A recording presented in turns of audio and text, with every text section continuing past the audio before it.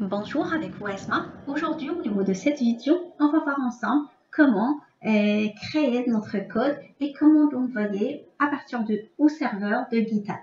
On va voir toutes les fonctionnalités nécessaires pour ajouter des informations, des fichiers à Git, les envoyer au niveau de serveur. Après cette vidéo, normalement, vous devez être capable d'envoyer votre code depuis Git à GitHub.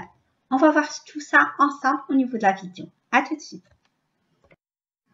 Là, au niveau de cette partie, on va voir un cas pratique de l'envoi. Par exemple, vous avez vous données au niveau de votre workspace, c'est-à-dire au niveau de votre PC, et vous devez les envoyer au niveau du cloud, au niveau de GitHub.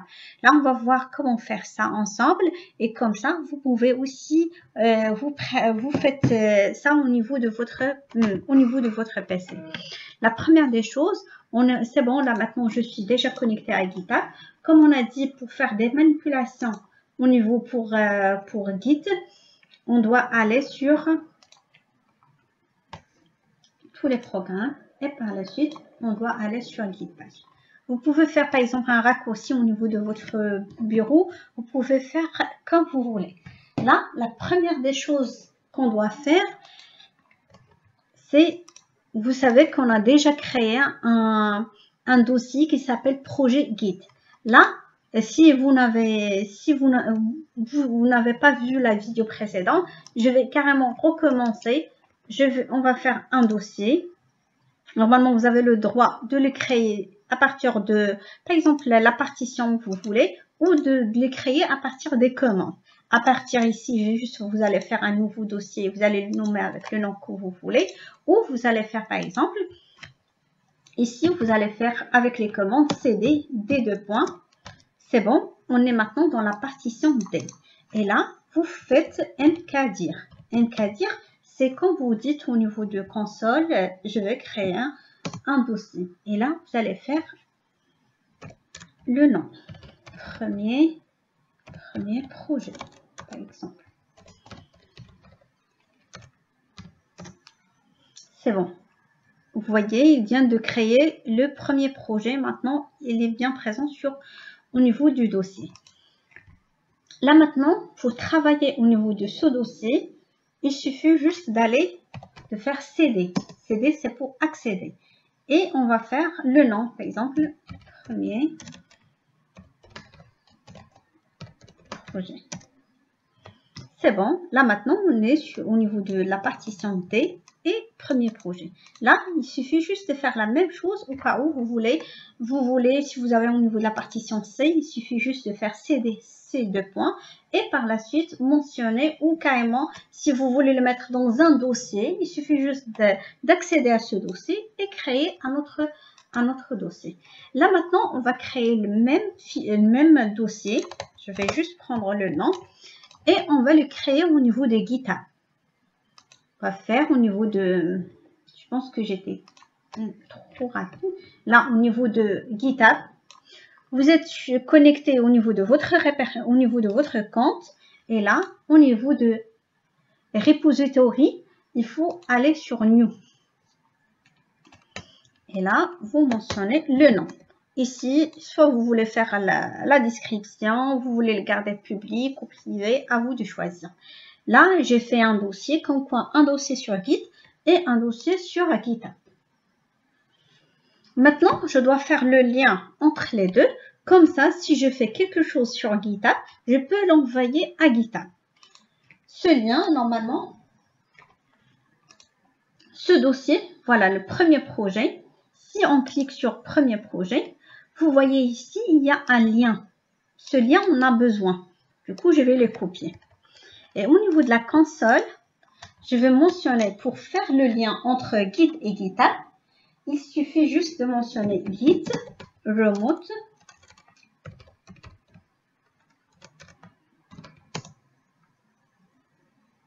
added origin et on colle le lien.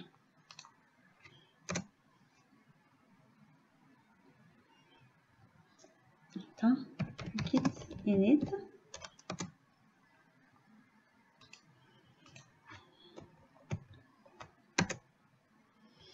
Là, si vous voyez comme moi, ici, j'ai eu un message. Il suffit juste d'initialiser votre guide. Heureusement, on a eu ce message en ça. Et là, vous mentionnez git init pour initialiser votre guide. Et par la suite, vous restez toujours au niveau de votre dossier, au niveau de master. Il suffit pour par exemple, sans saisir la ligne qu'on a fait, il suffit juste avec les flèches que vous le trouvez au niveau de votre clavier. Il suffit juste la flèche tout en haut de la mettre. Comme ça, il vous affiche la dernière ligne que vous avez créée. Là, c'est bon. Maintenant, on a fait le lien entre les deux fichiers. Là, maintenant, entre les deux répertoires, pardon. Là, maintenant, au niveau de notre fichier ici, par exemple, là, j'ai un projet et je suis en train de travailler au niveau de mon workspace, c'est-à-dire au niveau de mon PC. Et là, par exemple, la première des choses, je vais créer un premier fichier. Par exemple, je vais l'appeler, par exemple, index.html.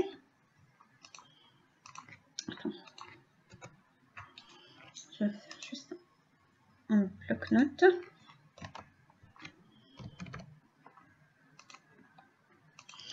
Et là, normalement, je vais mentionner au niveau de ça un code, par exemple, bonjour tout le monde.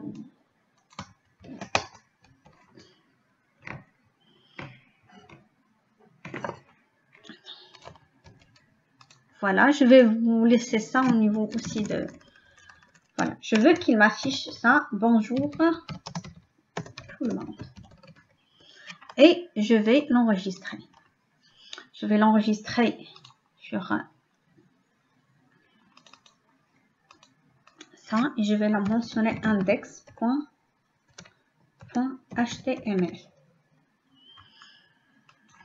Par la suite, par exemple, mon collègue ou moi aussi, je suis en train de travailler et là, je dois faire la couleur, le design et tout ça. Du coup, j'ai besoin d'un fichier CSS. Je suis en train juste de vous donner un exemple, par exemple, des développeurs, comment ils sont en train de faire du code et par la suite, comment ils vont les envoyer au niveau du fichier. Là, par la suite,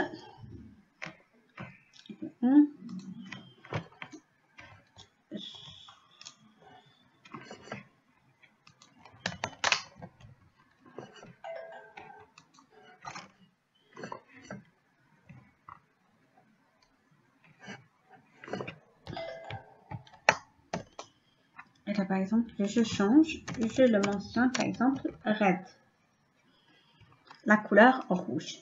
Et je vais enregistrer, par exemple, cette feuille, c'est style, juste je vais le faire en style.css.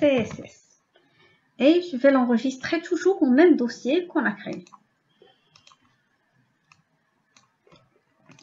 Là, c'est bon. Au niveau de la partition D, sur premier projet, j'ai un fichier index.html et j'ai un fichier style.css.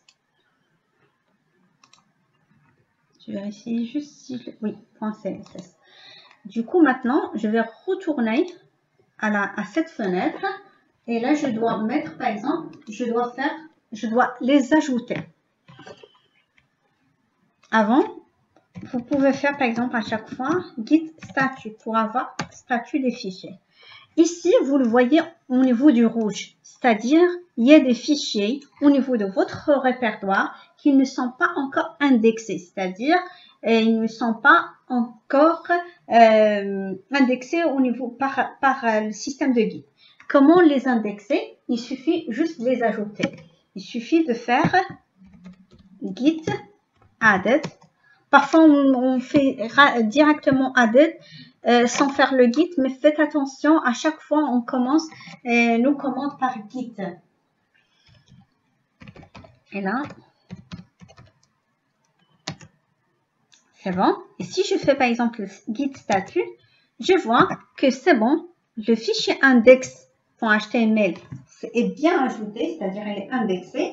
Et le fichier style.css n'est pas encore indexé. Du coup, on va faire la même chose. On va faire git added Si vous avez plusieurs fichiers, vous pouvez faire ça, la même manipulation pour vos fichiers. CSS. C'est bon, maintenant, si on va faire le statut, on va voir comme quoi les deux fichiers sont en vert. Là, maintenant, les fichiers, ils sont indexés. Les fichiers sont en vert. Maintenant, ils sont dans le stage. On a vu le chemin. Ils sont au niveau de... D'habitude, c'est lorsqu'on commence à développer, ils sont dans notre workspace, c'est-à-dire notre PC. Lorsqu'on les indexe, ils passent dans la partie stage. Et par la suite, il faut envoyer le code sur GitHub, au niveau du cloud. C'est là où on dit, il faut pusher le code. Mais avant ça, il faut committer.